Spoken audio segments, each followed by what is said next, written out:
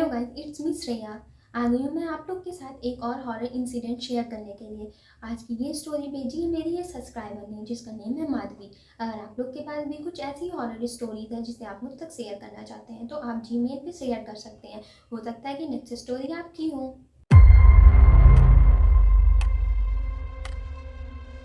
इस स्टोरी को सुनने के बाद मैं बहुत ही ज़्यादा शॉक्ड हो गई थी और मैं ये सोचने पर मजबूर हो गई थी कि क्या दुनिया में ये सारी चीज़ें भी हो रही हैं। हो सकता है कि आपके साथ भी ये सारी चीज़ें हो रही हों, बट आप इससे अनजान हो या आपके कोई जानने वालों के साथ ये सारी चीज़ें अभी हो सकती हैं। इसलिए आप इस स्टोरी को ज़रूर सुनिए। ये स्टोरी है माधवी की। माधवी की जब नई नई जॉब लगी थी, उसे अपनी जॉब को कंटिन्यू करने के लिए एक दूसरी सिटी में जाना पड़ गया था। वो दूसरे सिटी में जाती है, वहाँ पर घर देखकर उस घर में रहने लग जाती है। उसे 2-4 दिन एडजस्ट करने में लग जाता है, लेकिन अब उसने अपना डेली रूटीन बना लिया होता है। उसे घर से ऑफिस जाना होता है, फिर ऑफिस से घर आना होता है, वो खाना बनाती है और सो जाती है। माधवी एक इंट्रोवर्ट टाइप की लड़की है जो किसी से ज़्यादा कुछ मतलब नहीं रखती है। वो अपने आप से ज़्यादा मतलब रखती है, लेकिन उसकी लाइफ में एक रूटीन था जो ज़रूर वो फॉलो करती थी। जब भी वो ऑफिस से घर आती थी, वो अपनी मम्मी से फ़ोन पर बात करती थी और वो पूरे दिन की सारी चीज़ें अपनी मम्मी को कॉल पर बताया करती थी। माधवी जहाँ पहले रहती थी उसने जिम ज्वाइन कर रखा था। अब उसे एक नया जिम ज्वाइन करना था। वो जब भी अपने ऑफिस से घर आया करती थी या घर से ऑफिस जाया करती थी तो उसके रास्ते में एक जिम पड़ता था। तो उसने सोचा कि वो उस जिम में ज्वाइन कर लेती है। अब उसकी लाइफ का रूटीन थोड़ा चेंज हो गया था। अब वो सुबह उठती है और जिम जाया करती है। फिर जिम से आने के बाद वो अपना नाश्ता किया करती और ऑफिस चली जाया करती थी। फिर ऑफिस से आने के बाद वो अपनी मॉम से कॉल पे बात करती और डिनर करती और सो जाया करती थी। जब भी वो जिम जाती थी तो उसे एक चीज़ नोटिस करती थी जो काफ़ी ज़्यादा अजीब लगती थी। जिम में एक लड़की आया करती थी जो उसके आने से पहले भी उस जिम में आया करती होगी, क्योंकि जब जाना स्टार्ट की थी तो उसने देखा था कि वो लड़की पहले से ही उस जिम में है। लेकिन जब भी वो डेली जाया करती उस जिम में तो उस लड़की को देखती कि वो लड़की उसे देखकर स्माइल करती और वो कोई भी रिएक्शन नहीं देती, क्योंकि वो ज़्यादातर लोगों से मिलना जुलना उसे ज़्यादा कुछ पसंद नहीं था और ना उसे वो जानती थी। वो अपनी मम्मी को अक्सर उस लड़की के बारे में बताया करती थी। उसकी मम्मी भी यही बोलती थी कि तुम अपने काम से काम रखो, ज़्यादा लोगों से इन्वॉल्व मत होना। तुम्हें जिन लोगों से काम हो तुम उन्हीं से काम में मतलब रखा करो। फिर उसने ज़्यादा कुछ किया नहीं, लेकिन उसे ये चीज़ काफ़ी ज़्यादा अजीब लगती थी। एक दिन जब उस लड़की ने उसे देखकर स्माइल किया तो उसने भी आगे से स्माइल कर दिया। फिर वो लड़की उसके पास आती है जिसका नेम होता है तान्या। वो उससे बात करना स्टार्ट कर देती है। दोनों में काफ़ी कुछ चीज़ें बातें होती हैं जो उसे लगता है कि दोनों में काफ़ी कुछ कॉमन है और नॉर्मल कैजुअल बातें होती है। वो दोनों ऐसे फ्रेंड बन जाते हैं। अब वो जब भी जिम जाया करती थी अक्सर उस लड़की से बात किया करती थी, दोनों के बीच हाय हेलो हो जाया करता था। अक्सर दोनों शॉपिंग की बातें किया करती थी। अक्सर वो सिटी के बारे में उस लड़की को बताया करती थी, क्योंकि अभी तो माधवी उस सिटी में अनजान थी और नई नई आई थी। लेकिन जो तान्या थी वो बहुत दिन से वहाँ पर रहा करती थी। लेकिन उसे एक बात अजीब लगती है, क्योंकि तान्या ने उसे बताया था कि वो अपने छोटे भाई के साथ यहाँ रहती है, लेकिन कभी वो अपने मम्मी पापा का जिक्र नहीं किया करती थी। एक दिन ऐसे ही वो जब जिम कर रही थी तो क्या होता है कि वो जिम करते करते थक जाती है, उसे काफ़ी ज़्यादा पसीना आ रहा था। उसी के बगल में तान्या भी जिम कर रही थी। तो उसने क्या किया कि उसे पानी ऑफर किया, लेकिन माधवी के पास अपनी बॉटल थी तो उसने उसे मना कर दिया कि मैं अपनी बॉटल से पानी पी लूँगी। और फिर वो आगे चली गई। फिर वो अपने घर जाती है, फिर नाश्ता बनाती है, नाश्ता करती है, अपने ऑफिस चली जाती है और वो इस बात पर ज़्यादा कुछ ध्यान नहीं देती है। उसे ऐसा लगता है कि उसने उससे बस ऑफ़र किया होगा ये देख कर ही कि उसे काफ़ी ज़्यादा पसीना आ रहा है। तो मतलब उसे कैजुअल ही बातें लगती है कि दोनों आपस में फ्रेंड हैं, तो इसलिए नॉर्मल है कि वो अपना पानी उसे ऑफ़र कर दे, कोई इतनी ज़्यादा बड़ी बात हो नहीं गई। वो अपनी मॉम को भी बताती है ये सारी बातें, तो उसकी मॉम भी कुछ ज़्यादा रिएक्शन नहीं करती है, क्योंकि दोनों दोस्त हैं तो ये कॉमन चीज़ें हैं। फिर नेक्स्ट डे लेकिन जब वो जिम जाती है तो अचानक से वो तान्या उसके पास आ जाती है और उसे वो आज हलवा बना कर लेके आई हुई होती है। वो उसे हलवा खाने के लिए फोर्स करने लग जाती है। पहले तो थोड़ा बहुत माधवी मना करती है कि मुझे अभी हलवा नहीं खाना, मैं स्वीट्स ज़्यादा नहीं खाती हूँ, क्योंकि वो जिम फ्रीक होती है ना, तो मतलब फिटनेस वगैरह पे ज़्यादा ध्यान देती है, इसलिए वो उस हलवे को खाने के लिए मना करती रहती है। और एक्चुअली ऐसा होता है कि जो उसके मम्मी पापा होते हैं वो थोड़े बहुत ज़्यादा रिलीजियस किस्म के होते हैं। मतलब वो ऐसा करते हैं कि तुम दूसरे शहर तो जा रही हो तो तुम लोगों से ज़्यादा कुछ मतलब मत रखना, तुम अपने आप से मतलब रखना, किसी का दिया हुआ कुछ ज़्यादा खाना मत, इधर उधर मत जाना, मतलब तुम्हें जितना काम होगा उतना ही करना, ज़्यादा किसी से ये सब उल्टी सीधे बात करने से या घूमने से ये सब चीज़ों से दूर रखते हैं। इसलिए वो ये सब भी सोचकर काफ़ी ज़्यादा मना कर रही हुई होती है, लेकिन उसे ये बात काफ़ी ज़्यादा अजीब लगती है कि वो उसके पीछे ही पड़ जाती है कि नहीं तुम खाओ, मैं तुम्हारे लिए बना के लेके आई हूँ, तुम खाओ।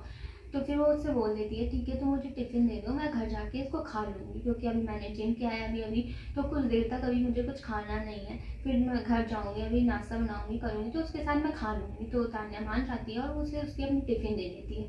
वो घर आती है, उसे काफ़ी ज़्यादा मन नहीं कर रहा होता है खाने का, क्योंकि शुरुआत से वो किसी का भी दिया हुआ खाना पसंद नहीं करती है, तो वो उसको नॉर्मली फेंक देती है क्योंकि उसे खाने का मन नहीं होता है, और ये भी नहीं चाहती थी वो कि सामने वाले को बुरा लगे, इसलिए वो फेंक देती है और फिर अपने ऑफिस चली जाती है। फिर ऑफिस से घर आती है, मम्मी को सारी चीज़ें बताती है, उसकी मम्मी भी उसे कहती है कि बेटा ठीक है, अगर तुझे ऐसे अच्छा नहीं लग रहा है किसी का खाना, या पहले से वो जानती ही थी कि वो किसी का दिया हुआ ऐसे कुछ खाती नहीं है, या उनके फैमिली में ही ऐसा था कि वो किसी का दिया हुआ ज़्यादा कुछ खाते नहीं थे, मतलब उन्हीं लोगों से ज़्यादा मतलब रखते थे जिसे बहुत अच्छे से क्लोजली जानते थे या बचपन से जानते थे या बहुत अच्छे दोस्त हुआ करते थे, उन्हीं का मतलब खाते थे। ऐसे वो अभी दूर से शहर गई, अभी उसे ज़्यादा 1 मंथ भी नहीं हुआ इस लड़की को जानते हुए, तो अगर उसने फेंक भी दिया तो कुछ गलत नहीं था। उसकी मम्मा ने बोलती हैं कि ठीक है अगर तुझे नहीं खाना है तूने फेंक दिया कोई बात नहीं, बस उसे बोल देना कि मैंने खा लिया है। तो फिर वो नजरें जाती है, उसकी टिफिन उसे वापस करती है, फिर उसे बोल देती है कि मैंने खा लिया, फिर दोनों की नॉर्मल बातें बातें होती हैं, फिर वो जिम करके वापस अपने ऑफिस चली जाती है। अभी तक तो वो ठीक जा रहा था, लेकिन अब उसके साथ क्या होने वाला है उसको भी खुद नहीं पता था। लेकिन उसके साथ अब जो भयानक चीज़ें शुरू होने वाली है वो सुनने के बाद आपके रोंगटे खड़े हो जाएंगे, और आप तो ऐसा सोच भी नहीं सकते कि कुछ ऐसा होने वाला है। अब जब वो नेक्स्ट दिन जिम जाती है तो वो जो लड़की तान्या होती है उसे बिल्कुल ही इग्नोर करने लग जाती है, उसे बोलती नहीं है, उसे जहाँ भी देखती है मुंह बना के दूसरी तरफ चली जाती है। ऐसे कुछ दिन बीतते हैं, 2-3 दिन बीतते हैं, तो उसे काफ़ी ज़्यादा माधवी को अजीब लगने लग जाता है कि अचानक से इसको क्या हुआ, अभी तक हम दोनों अच्छे दोस्त थे, अच्छे से बातें बातें करते थे, अब अचानक से वो इतना कटी कटी रहने लग गई है, मुझसे मतलब घूरती रहती है, मुंह बनाई रहती है, तो वो उसके बाद खुद ही जाती है। ऐसे मतलब उससे ज़्यादा मतलब नहीं रखती थी, लेकिन जो जो लोग उसे पसंद आ जाते थे उससे मतलब वो हाल चाल पूछ लिया करती थी, उससे जाके पूछती है कि आखिर क्या हो गया तुम्हें, तुम इतना क्यों मुंह बनाई हो, कुछ हुआ है क्या, मैंने कुछ ऐसा किया है क्या, गलती से मैंने कुछ बोल तो नहीं दिया तुझे। तो फिर वो मुंह बना लेती है और उससे मतलब एक बहुत तीखी आवाज़ में उससे बोलती है कि मैंने जो तुम्हें हलवा दिया था तुमने उसे खाया नहीं ना। तो माधवी थोड़ा शॉक्ड हो जाती है कि इसको कैसे पता चल गया, क्योंकि उसने घर पे अपने हलवा फेंका था, तो उस लड़की को कैसे पता चल गया कि मैंने नहीं खाया। तो थोड़ा वो डिफेंस करते हुए बोलती है नहीं नहीं मैंने तो हलवा खा लिया है। तो फिर बोलती है नहीं तूने नहीं खाया। फिर वो माधवी बोलती है नहीं नहीं, एक स्टोरी बनाते हुए कि मैं ऑफिस लेके गई थी, वहाँ पे बहुत सारे मेरे दोस्त थे, हम सब ने मिलकर उस हलवे को खाया है। तो जो लड़की तान्या होती है वो उसे बोलने लगती है अच्छा तूने अगर हलवा खाया है तो तूने इसकी तारीफ क्यों नहीं की, इसके बारे में कुछ बताया क्यों नहीं। तो माधवी को थोड़ा सुकून आता है ये सोच के अच्छा ये तो उस बारे में बोल रही है कि मैंने उस हलवे के बारे में कुछ कहा क्यों नहीं, उसकी तारीफ क्यों नहीं की, इसलिए वो उसे ऐसा लग रहा है कि मैंने हलवा नहीं खाया। तो फिर वो बोलती है हाँ हाँ बहुत अच्छा हलवा था, बिल्कुल ज़्यादा मीठा भी नहीं था, एकदम एवरेज था, सारी चीज़ें अच्छी सी थी, सब तूने बहुत अच्छे से बनाया है। नेक्स्ट डे से अब वो लड़की जो होती है जब वो नेक्स्ट डे वापस जिम जाती है तो वो जो लड़की होती है वो उसके पीछे पड़ जाती है कि हम दोनों चलते हैं ना, मेरे घर चलते हैं, मेरे घर एक रिंग टाइप की जगह है, रिंग है, वहाँ पे हम दोनों ना फाइट करेंगे। तो जो ये मैं अभी बताती हूँ जो माधवी होती है वो जिम जाती है ना तो थोड़ा जिम के कपड़े पहन के जाती है, जैसे जिम में पहनते होंगे टाइट वाइट मतलब फिटिंग के कपड़े वैसे। लेकिन जो ये तान्या होती है ना वो थोड़ी लूज कपड़े पहन के आया करती थी, जैसे लूज टी शर्ट हो गई और उसके नीचे ट्राउज़र पहन लिया, ऐसे ही पहन के आया करती थी। तो मतलब माधवी उसे देखती है, उसे बोलती है अरे यार तू मतलब मेरी बॉडी देख रही, मैंने कितने दिन से मैं जिम कर रही हूँ, तुम मुझसे जीतेगी नहीं। तो तान्या जो होती है वो हंसने लग जाती है, वो बोलती है तब तो अच्छी बात है, मैं एक ही पंच में गिर जाऊंगी, तुझे चलना चाहिए, मेरे साथ फाइट करना चाहिए। तो ऐसे मना कर देती है माधवी कि मेरे पास अभी टाइम नहीं है, ऑफिस भी जाना होता है, ये सब करके बहाने करने लग जाती है।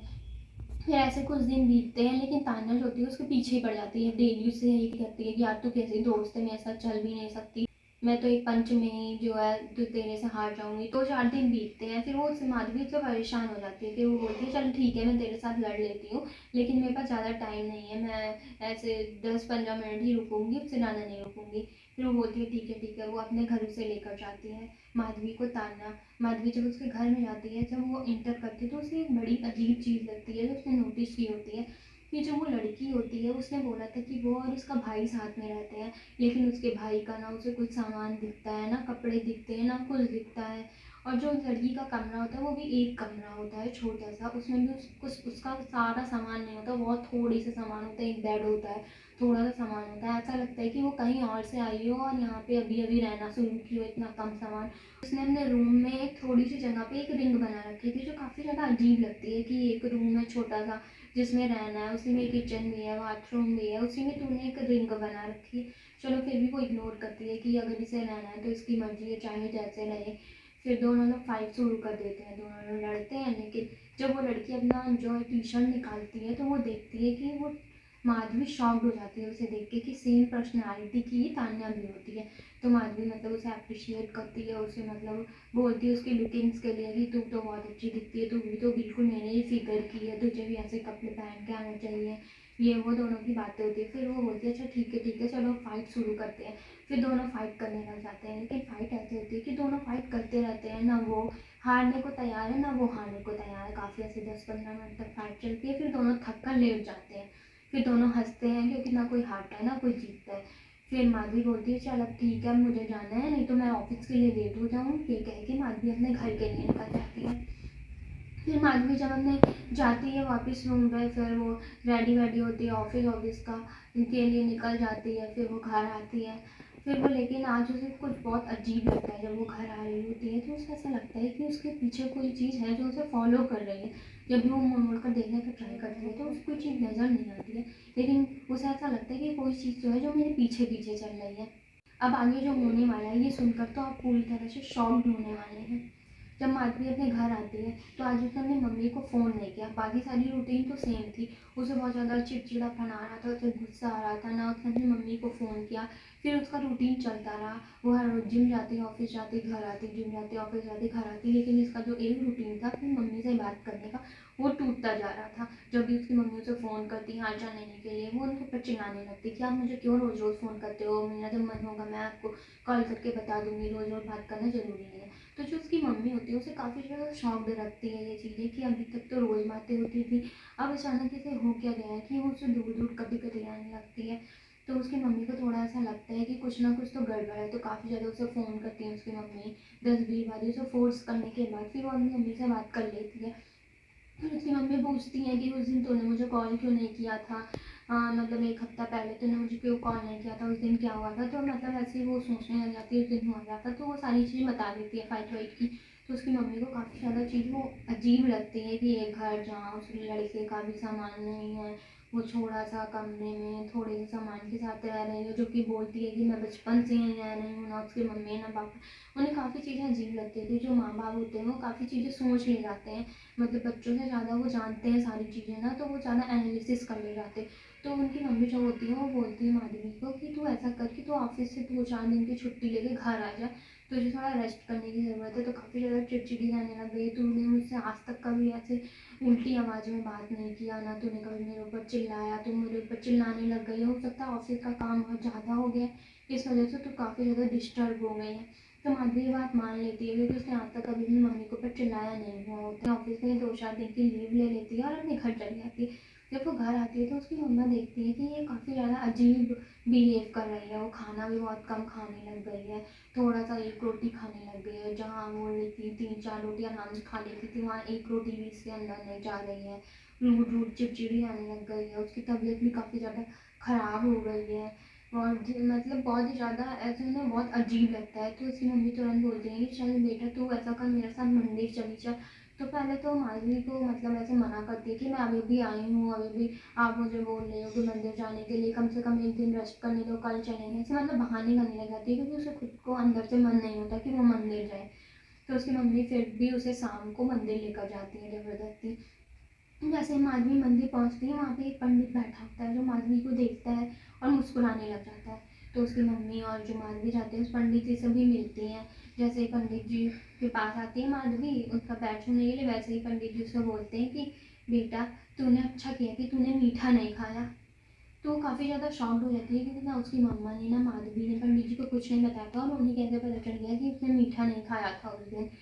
तो वो पंडित जी से पूछने लग जाते हैं दोनों कि पंडित जी क्या बात है ये वो। तो पंडित जी कहते हैं कि अभी तो मैं कुछ नहीं बता पाऊँगा, लेकिन मैं जो कह रहा हूँ वो तुझे करना पड़ेगा, नहीं तो कुछ ज़्यादा ही आगे जाके परेशान हो सकती है। और तूने अच्छा किया तू यहाँ आ गई, अगर तू ना आई होती कुछ दिन और रुकी हुई होती तो तेरे साथ क्या होता तू जान भी नहीं सकती थी।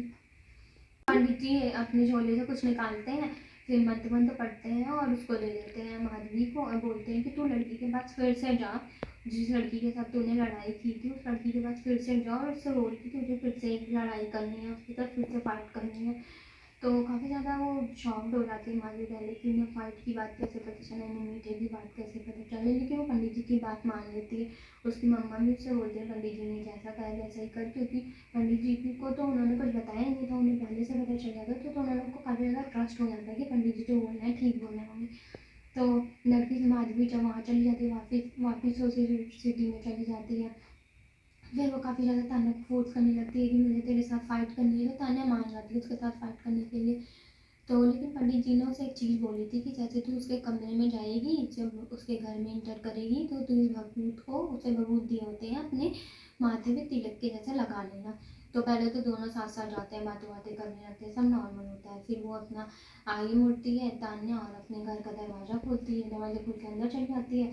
तब तक जो माधवी होती है वो भभूत को लेके अपने माथे पे ऐसे तिलक लगा लेती है। तिलक लगा के जैसे अंदर घुसती है वैसे तान्या का जो बिहेवियर होता है वो बदल जाता है। वो बहुत ज़्यादा रूड हो जाती है, वो ऐसे बोलने लग जाती है नहीं नहीं मेरी यार बहुत ज़्यादा तबीयत ख़राब है और मैं तुझसे लड़ नहीं पाऊँगी। तो काफ़ी ज़्यादा माधवी फोर्स करती है कि अब आ गई हूँ तो लड़ लो यार, अब आ गई हूँ तो लड़ लो।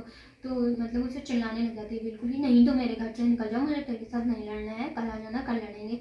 फिर ये सब देख के जो है माधवी जान जाती है कुछ तो गड़बड़ है, तो वापस वो चली जाती है। फिर फ़ोन पर अपनी मम्मा को सारी चीज़ बताती है। फिर उसकी माँ जो होती है वो पंडित जी के पास वापस जाती है, वो सारी चीज़ बताते हैं ऐसा ऐसा वो लड़की लड़ी ही नहीं। फिर वो पंडित जी बोलते हैं कि तू वापस से जा, उसे वापस से लड़ने के लिए फोर्स कर तो वो मान जाएगी वापस से। फिर वो 2-3 दिन उसे बोलती रहती है, फिर ना होती है वो उससे लड़ने के लिए मान ही जाती है।